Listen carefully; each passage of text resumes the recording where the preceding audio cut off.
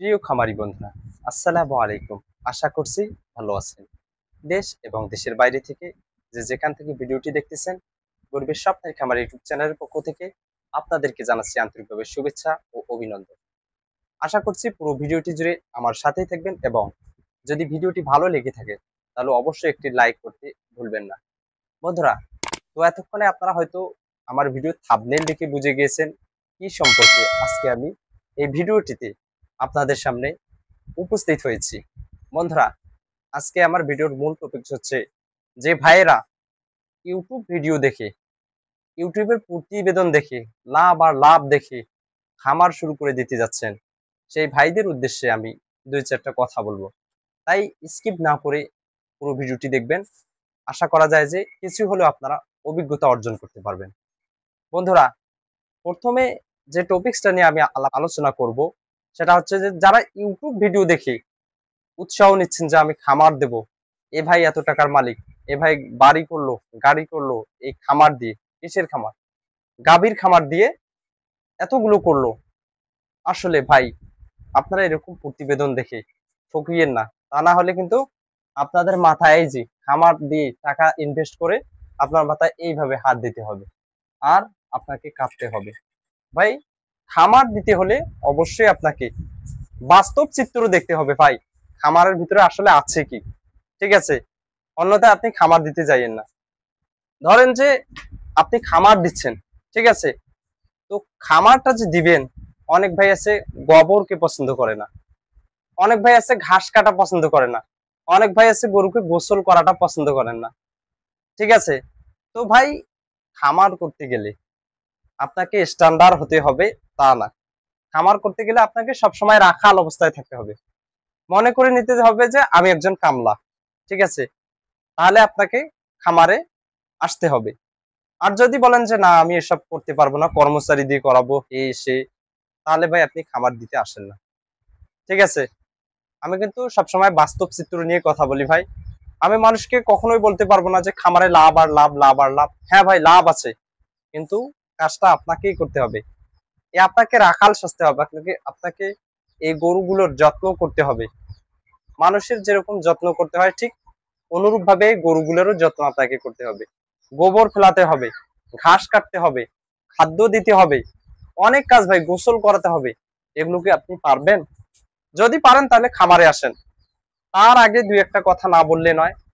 প্রিয় বন্ধুরা, আপনাদের যাদের অভিজ্ঞতা নাই, কমপক্ষে হলো এই যে আমার এই লোগোটা দেখতে পাচ্ছেন, যুব উন্নয়ন থেকে একটা লোগো, এই লোগোটা দেখেন। কমপক্ষে হলে আপনাদেরকে এই যুব উন্নয়নে 3 মাস মেয়াদী একটা প্রশিক্ষণ করতে হবে।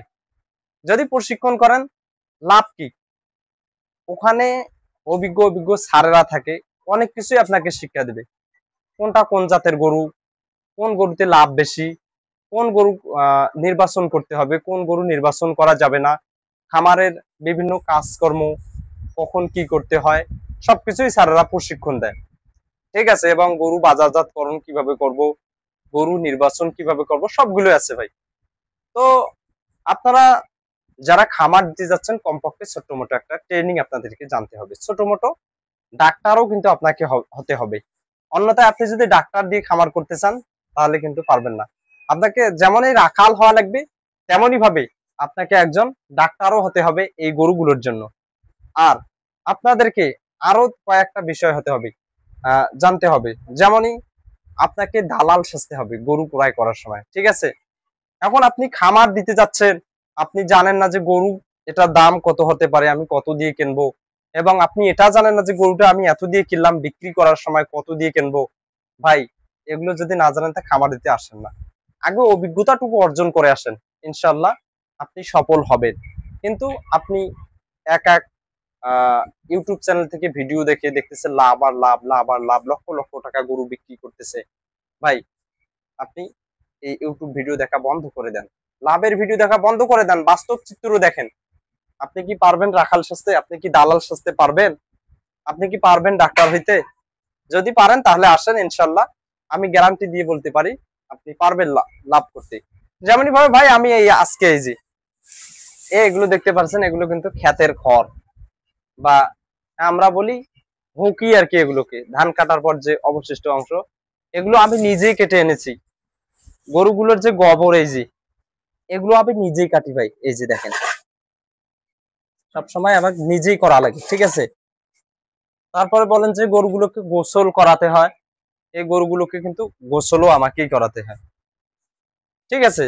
তো ভাই, খামার সেক্টরে আসতে হলে অবশ্যই আপনাকে অভিজ্ঞতা অর্জন করে আসতে হবে।